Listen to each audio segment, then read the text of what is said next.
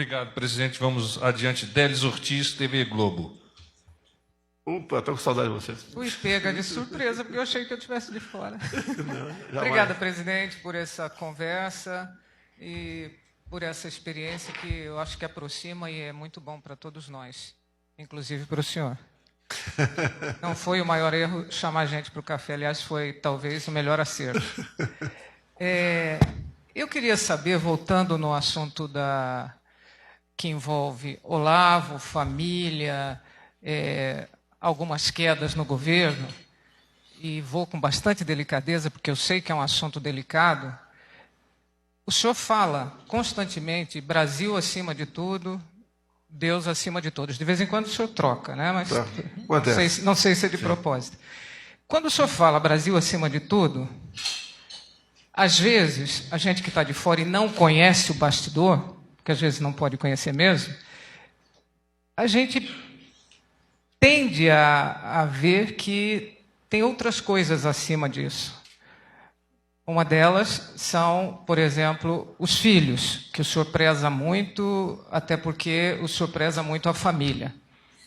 E o Carlos, por exemplo, é o xodó do senhor, foi quem ficou com o senhor no hospital. O senhor tem um carinho enorme por ele, e por ele, a impressão que dá é que o senhor faz qualquer coisa. Eu, se fosse os outros irmãos, ficaria com ciúme.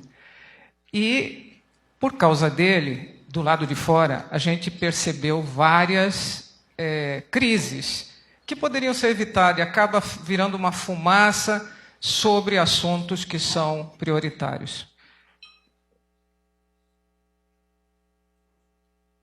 Dá uma olhada aí fora.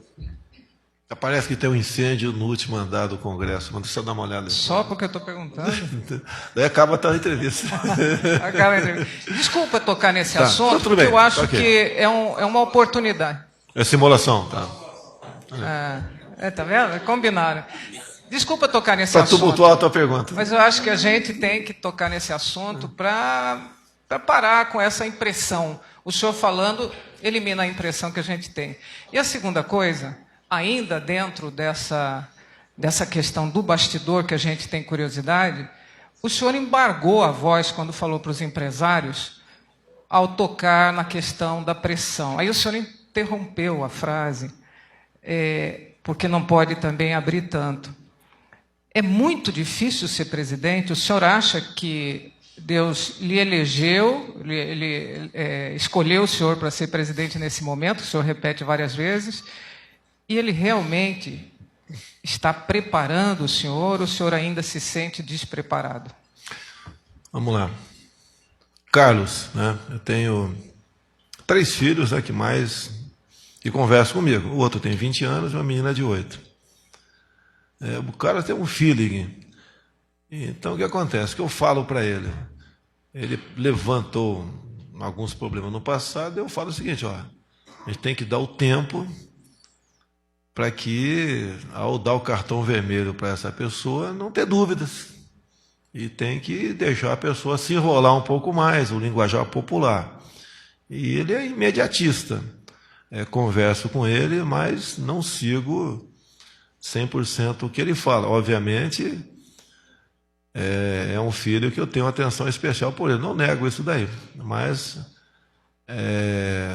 lá atrás, em alguns momentos, ele comprovou que tinha razão. Exagera de vez em quando? Sim, exagera. Porque ele quer ver o caso resolvido rapidamente. Mas está contido esse ímpeto parte dele, até porque falo com ele, né? Uma palavra, uma frase equivocada nossa, você mexe na bolsa, mexe na vida de milhões de pessoas, pode mexer numa relação internacional do Brasil que estava caminhando nesse sentido.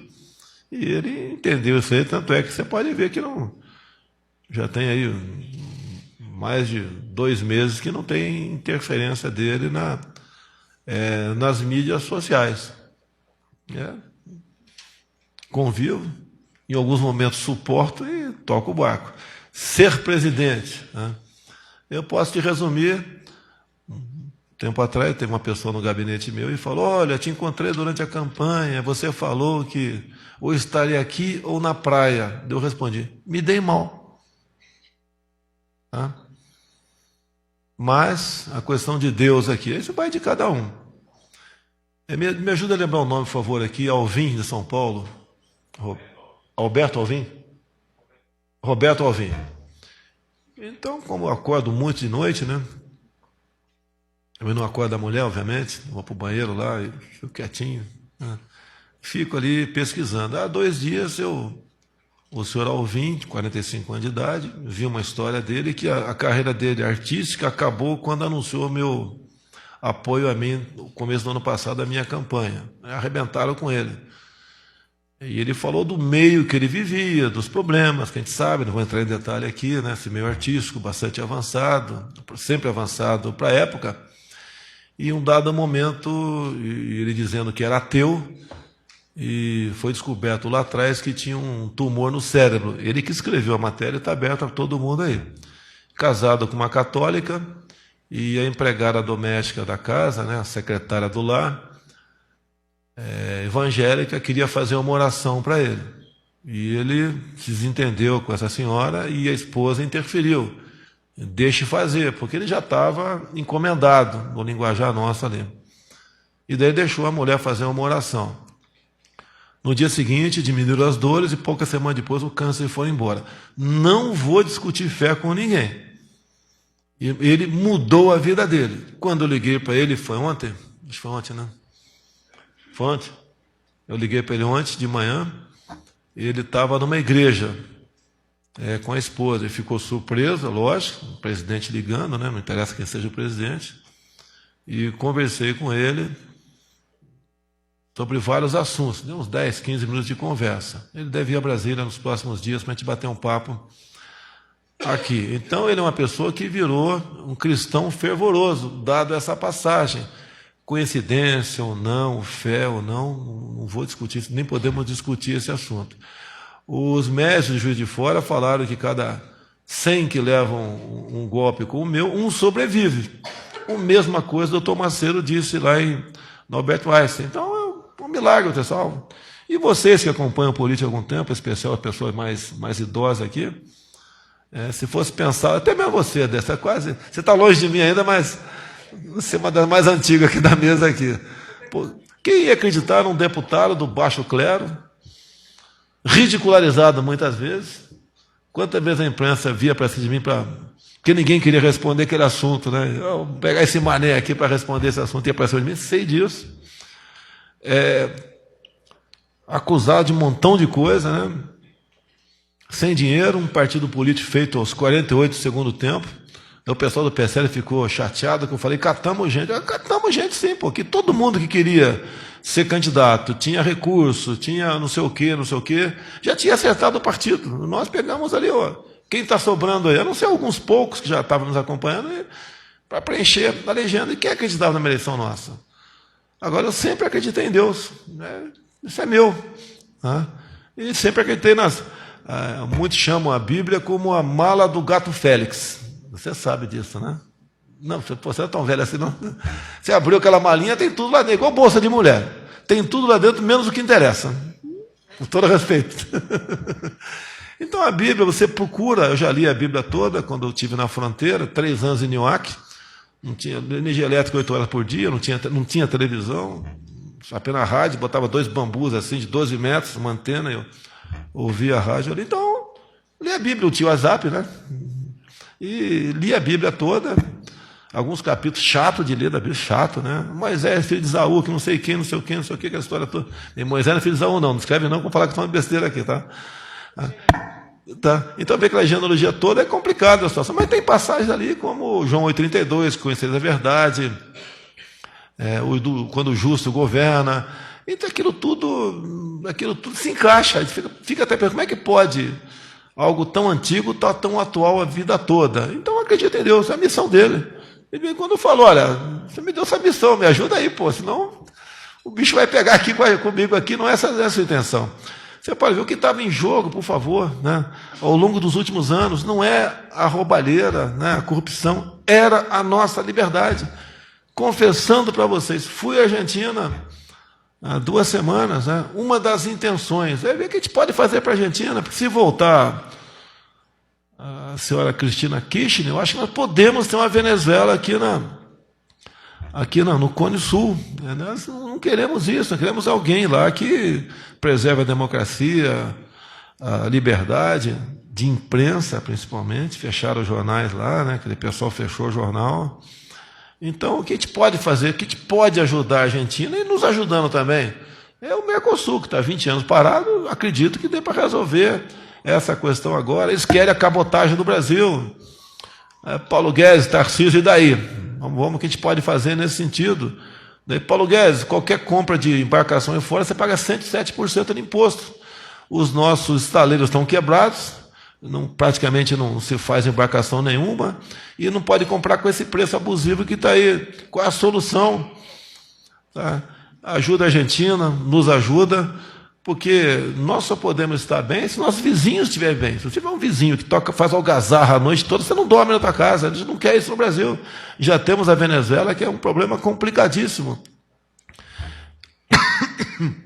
Se a Argentina embarcar nessa canoa do populismo, o peronismo, né, que é mais radical que o petismo, oferece tudo para os caras. Ó, você está na banana por causa desse cara que chegou aí, que é amigo do Bolsonaro. Né?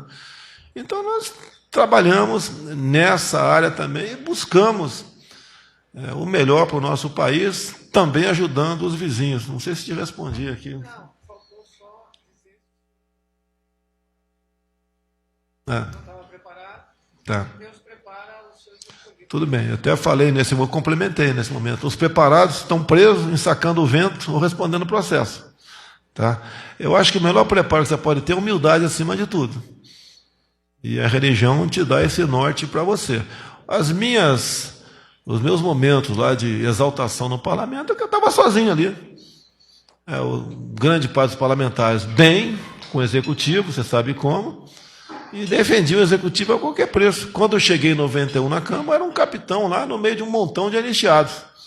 E para eles, a anistia valeu para eles, por lado de cá não. Então, muita coisa aconteceu lá, canelada, coice, voadora no pescoço, né? Vocês sabem das frases que aconteciam lá no passado, e tudo bem. Eu olhando, né, até eu respondi para Joyce Halseman, quando ela estava na Veja, ainda lá atrás, né, que ela chegou cheia de gás para cima de mim e perguntou se eu estava preparado. Eu falei, olha, na mesma sala, eu, Lula e Dilma, prova do Enem. Se eu não tirar uma nota maior que os dois juntos, eu não estou preparado. Né? Desculpa aqui, eu não vou me falar mal de mim, mas acho que estou muito mais preparado que os outros dois. Presidente, obrigado. E como de praxe, eles selecionaram uma das pessoas aqui presentes para agradecer, e nós temos a honra de dar a palavra a Délis para que, representando todos que aqui se encontram, possa falar em nome do grupo. Adivinha por quê? Decana.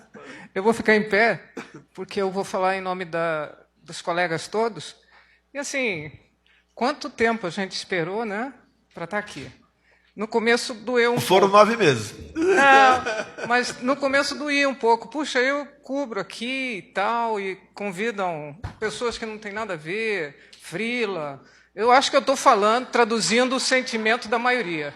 Muito mais da maioria do que de mim mesma.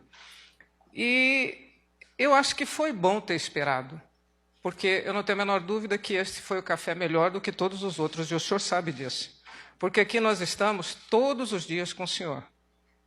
Nas viagens, nas encrencas, nas crises, e devagarzinho essa ponte vai sendo construída. Eu queria que essa ponte fosse reinaugurada todos os dias, porque é com esse diálogo, com essa abertura, que a gente chega à verdade que o senhor tanto fala, embora a verdade seja Cristo, é a verdade dos fatos. Porque quanto menos comunicação e informação a gente tem, mais risco de informar errado a gente corre. Então, que o senhor caprichasse nessa ponte, nessa relação com a gente, porque toda vez que o senhor falou diretamente conosco, facilitou muito a compreensão dos fatos. Quando a leitura é difícil, a gente precisa discernir. E eu acho que eu falo em nome de todos. Às vezes o mau jeito de perguntar, a correria, o empurra-empurra, a segurança, tem todo esse estica e puxa, mas faz parte do dia a dia, nós estamos acostumados. A ponte é muito importante, presidente. Quando o senhor não puder falar, o porta-voz, às vezes ele fica numa encrenca, porque tem umas perguntas que o senhor não respondeu para ele, ele não pode responder para a gente. Fica aquele... Mas quanto mais cheio de informação ele vier para nós, mais felizes seremos. E vai valer a pena. Muito obrigado em nome de todos. E, assim, espero que esse seja o primeiro café de muitos. Obrigada, presidente.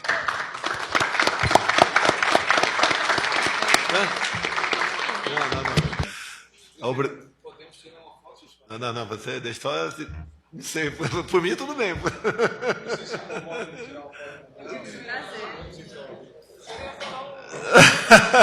Estou muito feliz também. E vamos nos relacionar cada vez melhor, tenho certeza disso, ok? Vamos lá.